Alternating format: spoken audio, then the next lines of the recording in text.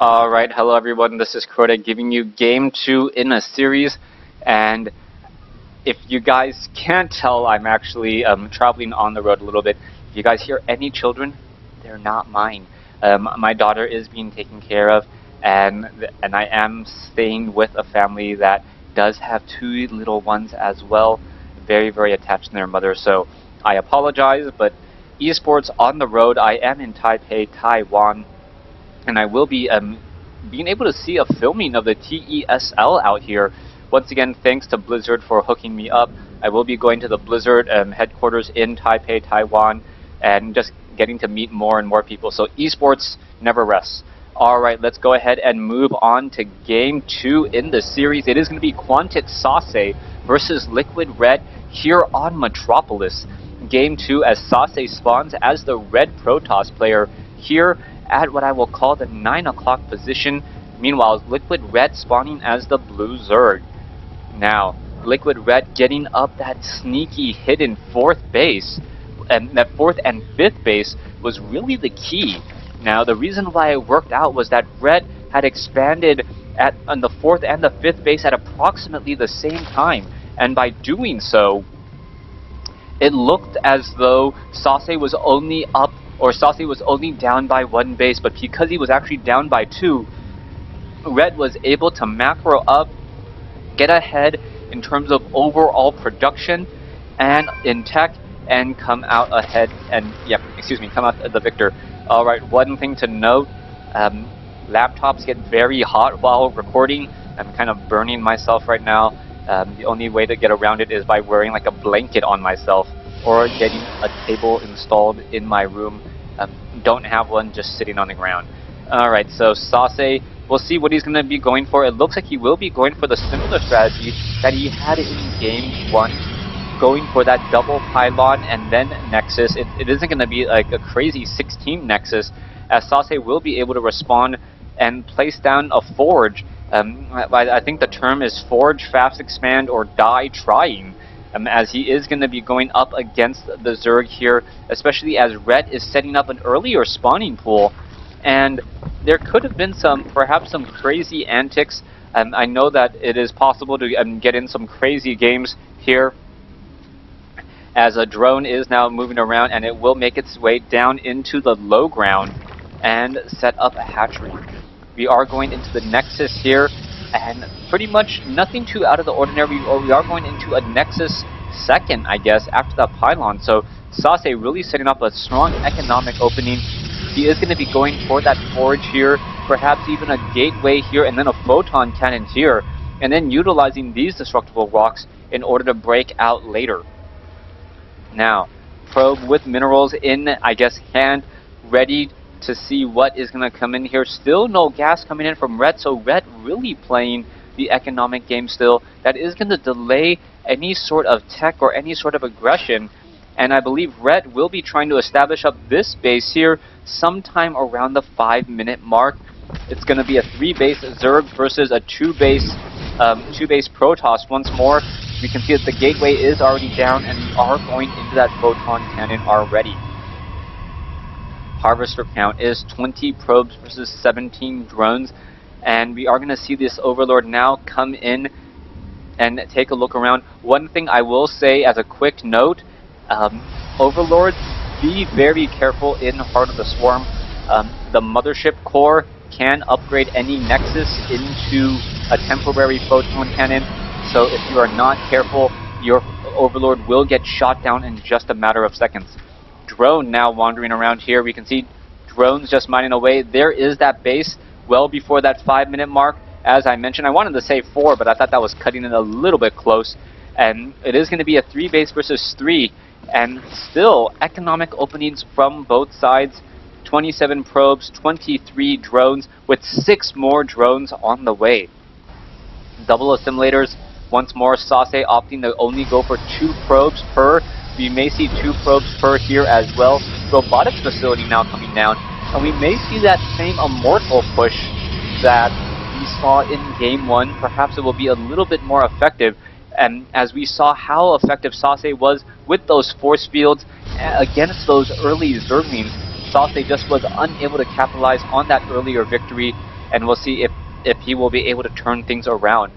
8 drones now being trained up once more. Red very heavy in the economic game, now sitting on 39 drones compared to 37, as Red should be able to macro up very easily. All he needs to do is perhaps set up another macro hatch at some point.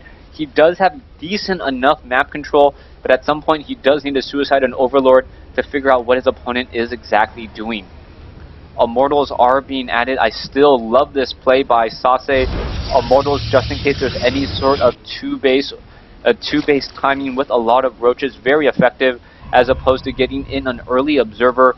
The early observer really is just there to scout out any incoming army, and when you see a whole bunch of roaches, all the observer can do is like, hey, I see roaches. You wish I was an immortal, don't you? Level 1 weapons upgrade now being researched by that forge here. We are not going into a Twilight Council, I don't believe. So we'll see what this transition will be. Sase now utilizing this immortal with its very, very high, fast burst speed in order to take down these destructible blocks and perhaps set up a third base of his own. Pylon is coming in. Twilight Council now being added as well. We may be going into very, very fast level 2 weapons upgrade. As we saw in game 1, he has not been chrono boosting out the forge upgrades at all, so the timing may just be almost perfect right as the forge is done in order to get that level 2 weapons upgrade. And looks like that probe is ready to go down onto the low ground. Here we go. We are going to be trying to take up a third base down here at the 8-minute mark. The Nexus will be warped in, and now we'll see how the game will unfold. 60 drones versus 52 probes. Gateway hatchery is being placed down as well. I believe that is a macro hatch inside the base by Liquid Red. Red also going into the glial reconstitution, metabolic boost, level 1 missile upgrades. So it looks like it will be a heavier roach play by Red, which will not work out all too well, especially if there are a lot of immortals. Currently 2 immortals on the field, only 3 sentries. Army compositions, Protoss much smaller in terms of overall mineral count, but in terms of gas, much, much larger, so higher tech. The Zergling gonna get 2-shotted by that immortal, as the immortal could be making its way up the ramp here in just a moment. Metabolic boost has now been completed. Gateways are being placed down as well. Zergling's now looking to push in here, and where are they gonna go? Trying to come in and get a flank. Pylon, Zergling, there's some force fields. Gonna trap some of those Zerglings. The Zergling's unable to get up onto the high ground though.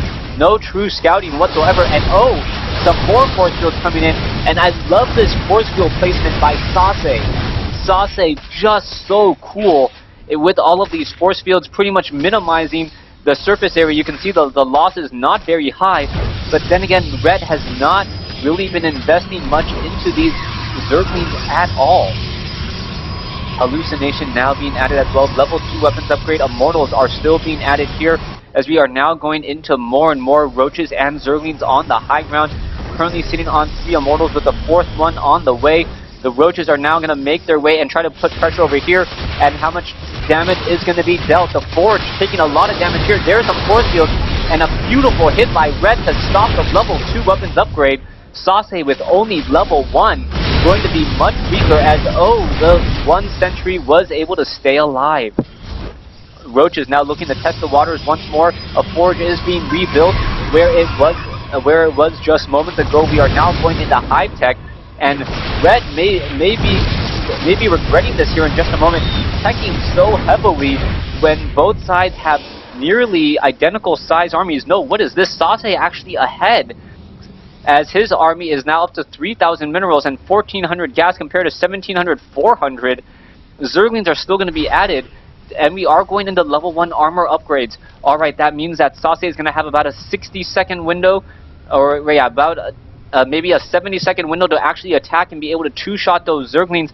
This is going to be huge. A new hatchery has just been completed here at what I'll call the 12 o'clock expansion location.